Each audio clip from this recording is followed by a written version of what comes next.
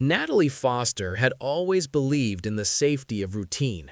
Every morning at 6:15, her alarm would sound, and she would begin the same careful ritual that had defined her 3 years at Sterling Innovations. Coffee first, then shower, then the selection of her work uniform.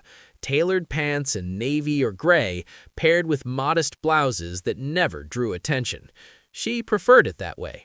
In a company filled with ambitious personalities and cutthroat competition, being invisible meant being safe. But that Tuesday morning, routine shattered like glass. The washing machine had flooded overnight, leaving her entire wardrobe soaked and smelling of mildew. Natalie stood in front of her closet, hands shaking as she pulled out one ruined garment after another. Her presentation to the board was scheduled for 9 o'clock, and she had exactly 45 minutes to get ready and make the 30-minute commute. Panic rose in her chest as she dug through the back of her closet, searching for anything salvageable. Her fingers brushed against fabric she had forgotten existed, a fitted charcoal dress with a hemline that stopped well above her knees, purchased 2 years ago for a friend's cocktail party she never attended. The dress still had its tags. Natalie held it up, her reflection in the mirror showing a woman she barely recognized. The dress would hug every curve she usually hid. It would make her visible. Everything inside her screamed to call in sick, to delay the presentation, to maintain the careful invisibility she had cultivated. But the presentation represented 6 months of work. Her analysis of the company's market expansion could secure the promotion she desperately needed. Her younger brother's college tuition depended on it. With trembling hands, she removed the tags and slipped into the dress. The elevator encounter. The subway ride felt like walking through fire. Men stared openly. Women gave her assessing looks. Natalie kept her eyes down, clutching her laptop bag like a shield, counting the minutes until she could disappear into her cubicle. Sterling Innovations occupied floors 12 through 15 of the Morrison Tower. Natalie usually took the stairs to avoid crowds, but today she was running late. She rushed into the elevator just as the doors began to close, stumbling slightly in the heels she rarely wore. Strong hands steadied her shoulders. "Careful there." The voice was deep, familiar in a way that made her stomach drop.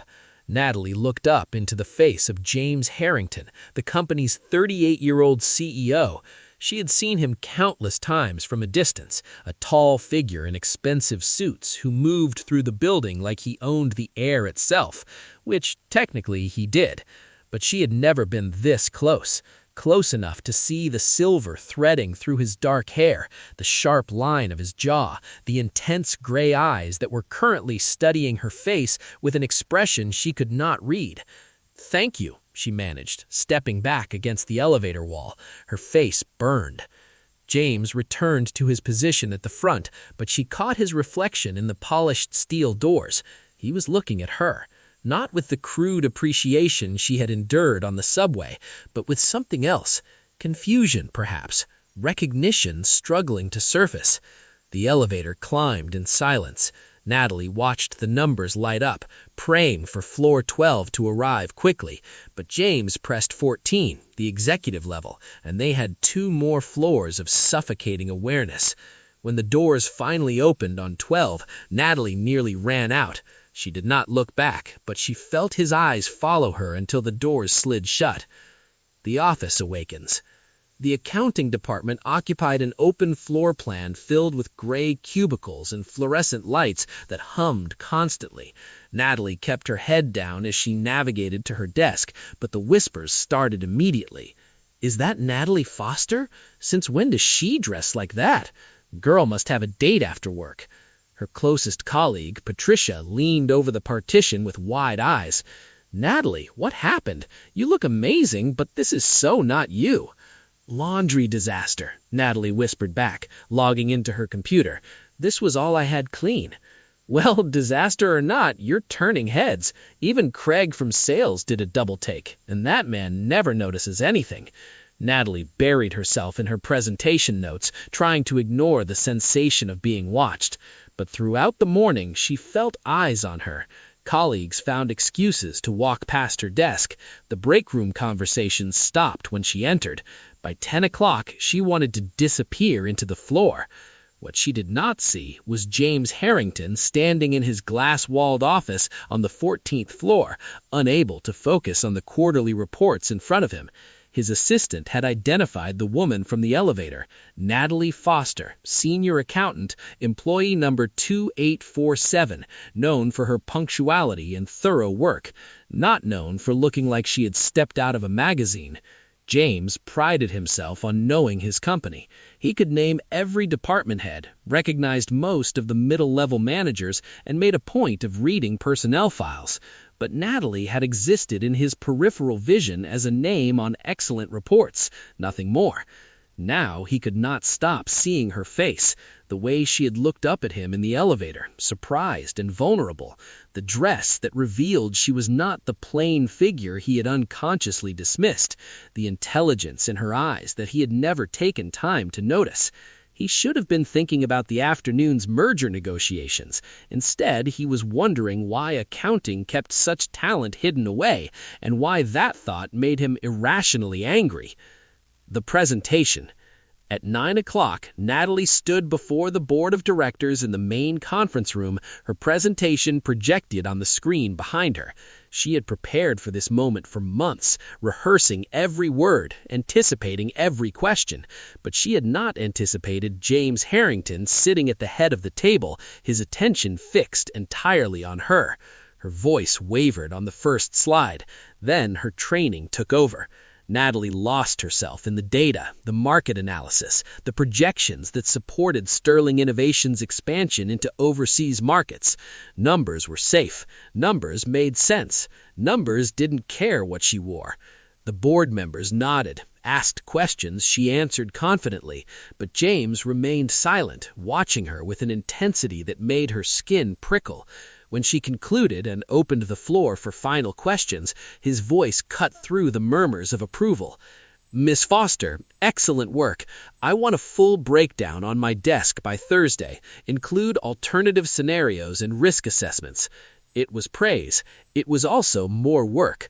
Natalie met his eyes and saw something there that had nothing to do with market expansion. "Of course, Mr. Harrington. I'll have it ready." As she gathered her materials, the board members filed out, several offering congratulations. James remained, pretending to review notes on his tablet. When they were alone, he looked up. "How long have you been with Sterling Innovations, Miss Foster?" 3 years, sir." 3 years, he repeated, as if testing the words. "And I'm only noticing you now." Natalie's heart hammered. "I prefer to let my work speak for itself." "It does, clearly," he said, standing tall that she had to tilt her head back to maintain eye contact. "But one wonders what else I've been missing." The air between them felt charged. Natalie recognized danger in his tone, in the way he looked at her like a puzzle to be solved. This was the man who built a tech empire from nothing, who saw opportunities where others saw risk. She was not an opportunity. She was an accountant who wore the wrong dress on the wrong day. "If there's nothing else, Mr. Harrington, I should return to my desk." He stepped back, breaking the spell. "Of course. Thursday, Miss Foster. I look forward to seeing what you bring me." Natalie left the conference room on shaking legs, knowing with absolute certainty that her life had just become infinitely more complicated. Behind her, James stood at the window overlooking the city, wondering when he had become the kind of man who noticed dresses instead of balance sheets, and why the answer mattered so much. The week following the presentation felt like living under a microscope. Natalie returned to her usual work attire, the conservative pants and blouses that had always served as armor. But something fundamental had shifted. Colleagues who had never spoken to her before suddenly found reasons to stop by her desk. Men from other departments introduced themselves in the break room. Women asked about her weekend plans with smiles that did not quite reach their eyes. She hated it. Every conversation felt like a performance, every interaction weighted with subtext she could not decode. Patricia tried to be helpful, offering advice about office politics and warning her about certain managers who had reputations, but Natalie just wanted to disappear back into her spreadsheets and financial models. What made it worse was the constant awareness of James Harrington. She felt his presence in the building like a shift in atmospheric pressure. Sometimes she would look up from her work to find him crossing through the lobby, visible from her floor, surrounded by executives, and her heart would stutter. Twice she had delivered reports to his office, brief exchanges where he remained perfectly professional while she tried not to notice how his cologne lingered in the elevator afterward. He had not asked her to stay late, had not requested private meetings, had not crossed any line that could be reported to human resources. But there was something in the way he said her name during department briefings, the fraction of a second his gaze lingered when they passed in the hallway, that made her feel like she was waiting for something inevitable. On Thursday afternoon, that inevitability arrived in the form of Derek Monroe. The unwanted advance. Derek was a sales manager on the 13th floor, known for his charm and his ability to close difficult deals. He was handsome in an obvious way, with styled blonde hair and a smile he wielded like a weapon. Natalie had seen him in meetings before, holding court with his team, always the center of attention. She was working late, finishing the risk assessment James had requested, when Derek appeared at her cubicle. The floor was mostly empty, just a few dedicated accountants burning the midnight oil. "Natalie Foster," Derek said, leaning against her partition with casual confidence. "The woman who caused quite a stir last week." She looked up from her computer, forcing a polite smile. "Just doing my job, Derek. Was there something you needed?" "Actually, I was hoping to take you to dinner. There's a new Italian place downtown that's supposed to be incredible." He delivered the invitation like he was offering her a winning lottery ticket. "That's kind of you, but I'm busy tonight, and most nights. I have a lot of work." His smile dimmed slightly. "Come on, one dinner. You have to eat, right? Unless you're seeing someone already." "I'm not. I'm just not interested in dating coworkers, company policy and all that." It was not technically policy, but it sounded official enough. Derek straightened, and something shifted in his expression. The charm remained, but there was an edge beneath it now. "You know, you're giving off some mixed signals here. Dress like that for a presentation, but then play hard to get when someone shows interest?" Natalie's hands stilled on her keyboard. "I dressed professionally for a business presentation. There were no mixed signals." "Right, professional," he laughed, but there was no humor in it. "Look, I'm trying to be nice here. You're cute when you make an effort, and I figured you'd appreciate the attention. Most women in your position would." Heat flooded her face, half embarrassment and half anger. "My position being what exactly?" "You know what I mean. Quiet girl from accounting who usually hides behind boring clothes. I thought you might want someone to show you a good time." Before Natalie could respond, a voice cut through the air like ice. "Monroe." They both turned. James Harrington stood at the entrance to the cubicle area, his suit jacket gone, tie loosened, but his presence commanding the space. How long had he been there? His face was expressionless, but his eyes held something dangerous. Derek's confidence evaporated. "Mr. Harrington? Sir? I was just inviting Miss Foster to dinner." "I heard what you were doing." James moved closer, and Derek actually took a step back. "Miss Foster declined your invitation, repeatedly from what I gathered. The professional response would be to accept that and return to your desk." "I didn't mean anything by it, just being friendly." "Your definition of friendly needs adjustment." James's voice remained quiet, controlled, but Natalie could sense the fury beneath it. "Tomorrow morning, 9 o'clock, you'll meet with Human Resources. Consider this your official warning about workplace harassment. If I hear of you approaching Miss Foster or any other employee with that attitude, you'll be looking for work elsewhere. Am I clear?" Derek's face went white. "Yes, sir, absolutely clear." "Then leave." Derek fled, not quite running, but close. The silence he left behind felt enormous. Natalie sat frozen, unsure whether to feel grateful or humiliated. She had handled difficult men before. She didn't need rescuing, even if part of her was relieved it had happened. James turned to her, his expression softening. "Are you all right?" "I'm fine. I could have handled that myself." She heard the defensiveness in her tone and regretted it. "I know you could have, but you shouldn't have to." He pulled over a chair from an empty cubicle and sat, bringing himself to her eye level. "Monroe has complaints in his file already. This was the pattern I needed to document for termination proceedings. So this was about building a case, not about me?" Something flickered in his eyes. "It was about both. Can I be honest with you, Natalie?" The use of his first name sent electricity down her spine. She nodded. "When I saw him cornering you, speaking to you that way, I wanted to throw him through a window. That reaction was not professional. It was not about company policy or harassment documentation. It was personal." The first month of their secret relationship felt like living in two worlds. At Sterling Innovations, Natalie and James maintained perfect professionalism. They communicated through official emails, kept meetings brief and focused, never arrived or left together. To the office, they were CEO and lead analyst, nothing more. But outside those glass walls, they discovered each other in stolen moments that felt more real than anything Natalie had experienced before. Their first real date happened on a rainy Saturday at a small bookstore in a neighborhood far from the corporate district.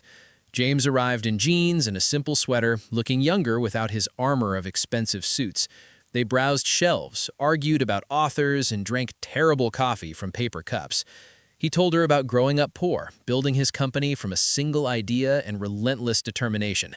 She shared stories about raising her brother after their parents died, how numbers had been her escape and eventually her salvation. "You're nothing like I expected," James said as they stood under the awning, watching rain streak the windows. "What did you expect?" "Someone impressed by wealth, by power. Most people I meet want something from me, even when they pretend they don't. But you just want to argue about whether technical manuals count as literature. They absolutely do not count. See, you're not even slightly intimidated by me. It's refreshing and slightly terrifying." She smiled. "You're not that scary once you take off the CEO mask. You're just a man who reads too much science fiction and has strong opinions about coffee. Guilty on both counts." He reached out, tucking a strand of hair behind her ear. The gesture was simple, but the tenderness in it made her chest ache. "I'm glad you took a chance on this. On us." Their second date was a cooking class where they laughed at their combined incompetence. Their third was a late-night drive to the coast where they talked until sunrise. Each meeting revealed new layers. James's dry humor and unexpected kindness, his habit of leaving generous tips and remembering servers' names, the way he listened when she spoke about work, treating her ideas with respect that had nothing to do with attraction. For Natalie, falling for him was terrifying and inevitable. She had spent years protecting herself, keeping people at a distance, but James slipped past every defense she had built, not through force, but through patience. He never pushed, never demanded more than she was ready to give. When she pulled back, worried about the risks they were taking, he gave her space. When she reached for him, he was there. The office shift. At work, Natalie discovered a confidence she had not known she possessed. Whether it came from James's encouragement or simply from being seen and valued, she could not say. But she stopped making herself small, stopped apologizing for taking up space. When male colleagues interrupted her in meetings, she calmly talked over them. When credit for her ideas went to others, she corrected the record publicly. When a senior manager tried to assign her administrative tasks because she was good with details, she reminded him that her job description was analyst, not secretary, and if he needed administrative help, he should contact human resources. The transformation did not go unnoticed. Patricia pulled her aside one afternoon, eyes wide with admiration. "What happened to you? You're like a different person." "I'm the same person, just tired of being treated like I'm not." "Well, whatever you're doing, keep it up. You're kind of amazing right now." But not everyone appreciated the change. Derek Monroe, who had been demoted after the harassment incident, watched her with barely concealed resentment. So did a few others who preferred their women quiet and compliant. Natalie felt their hostility but refused to shrink from it. One Tuesday, during a department meeting, the tension came to a head. The discussion centered on budget allocations for the coming quarter.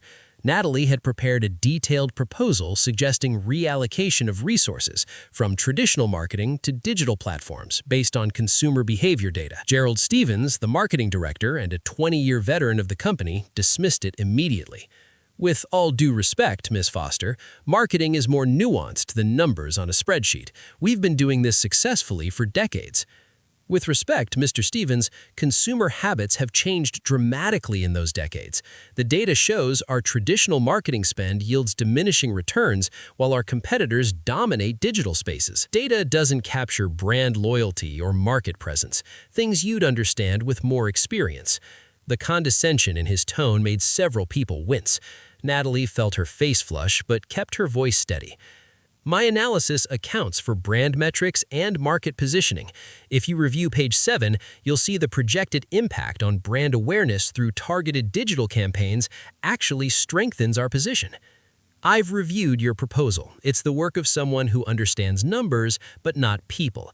Marketing is about human connection, something that can't be quantified. Human connection that's failing to connect with people under 40. We've lost 12% market share in that demographic in 2 years. My proposal addresses that directly. Gerald's face reddened. Perhaps you should focus on your own department and leave marketing strategy to those qualified. The room fell silent.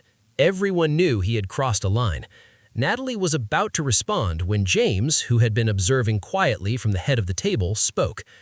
Gerald, Miss Foster is presenting at this meeting because I requested her analysis. Her qualifications include a master's degree in economics, 6 years of market analysis experience, and the most accurate forecasting record in this company's history. Your qualifications for dismissing her work appear to be seniority and wounded pride. Which would you like to discuss further?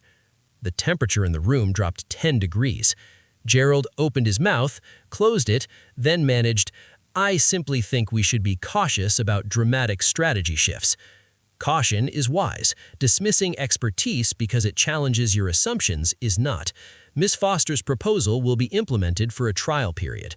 You'll work with her team to execute it. If you feel unable to collaborate professionally, we can discuss alternative arrangements for your role. It was not a suggestion. Gerald nodded stiffly, and the meeting continued. But after